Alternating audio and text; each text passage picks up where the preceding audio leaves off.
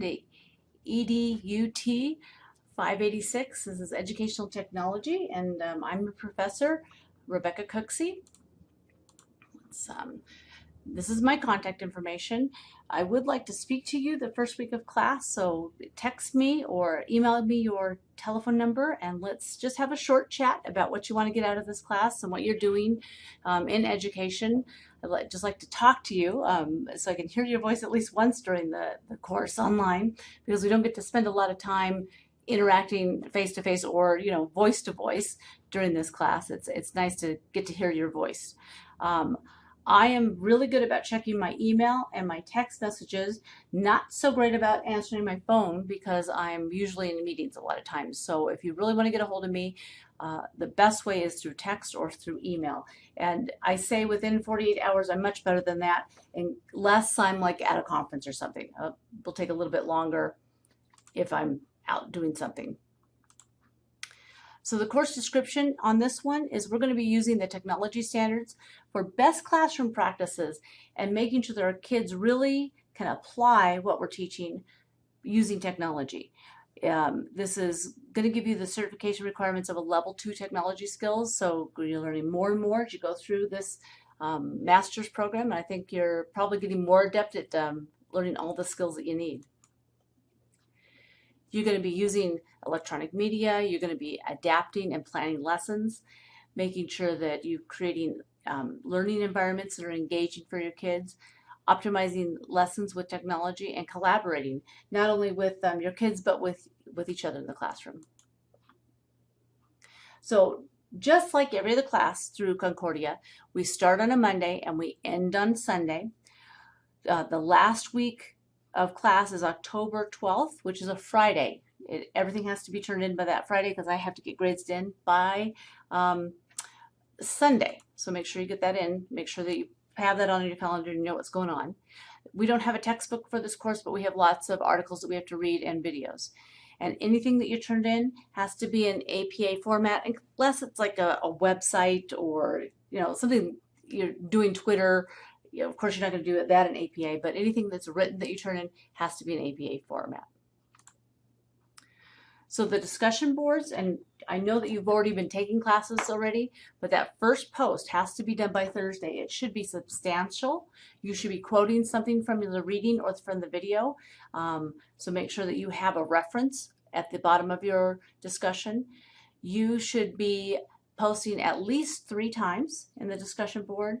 And when you are responding to somebody, always make sure you're kind and supportive.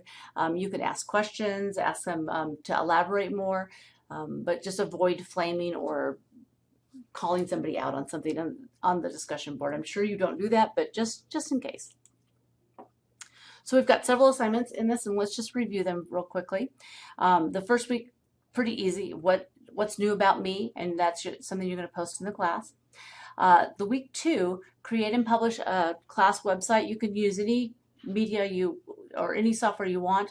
I suggest Google Sites because it's easy to use, but you can use whatever one you want.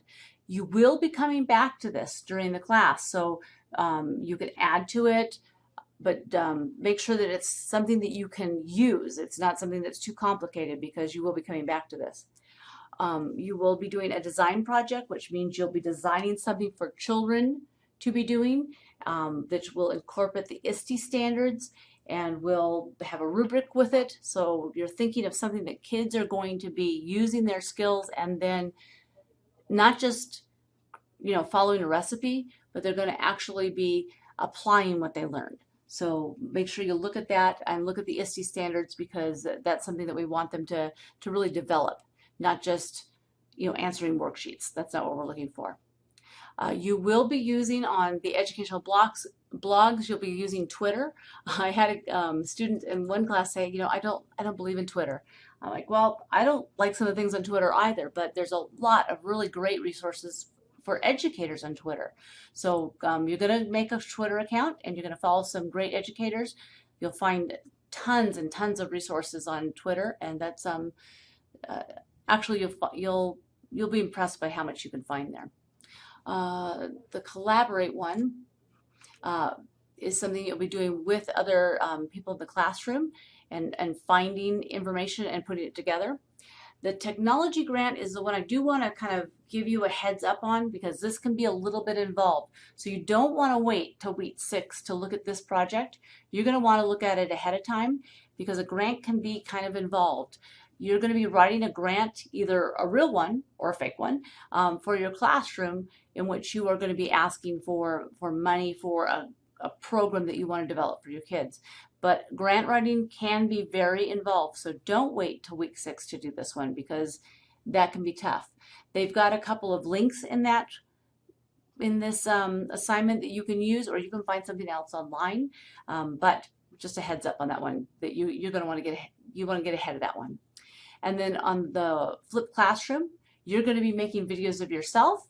I suggest that you do short videos, because the attention span of adults and children is not very long, so make sure that they are short videos.